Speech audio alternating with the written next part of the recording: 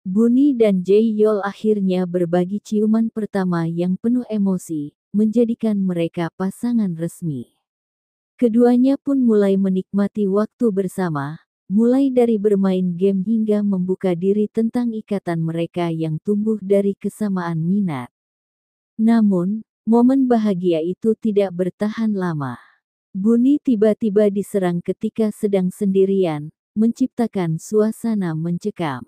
Jiwon muncul sebagai penyelamat, dan tindakan heroiknya memicu gosip bahwa ia adalah pacar Buni. Rumor itu membuat teman-teman Buni khawatir. Mereka memperingatkan bahwa jika Jae-yeol mengetahui kabar ini, hatinya pasti akan hancur. Di sisi lain, Jiwon yang biasanya tertutup justru mulai digoda oleh teman-temannya karena masih jomblo. Jiwon pun secara misterius menyatakan bahwa sebenarnya ada seseorang yang ia sukai. Pernyataan ini memicu spekulasi di antara teman-temannya, terutama karena Jiwon terlihat memperhatikan Buni dengan cara yang tidak biasa. Jae-yeol pun mulai menunjukkan rasa tidak nyaman saat melihat Buni dan Jiwon bersama. Pandangan cemburunya menambah ketegangan yang sudah mulai menumpuk sejak episode-episode sebelumnya.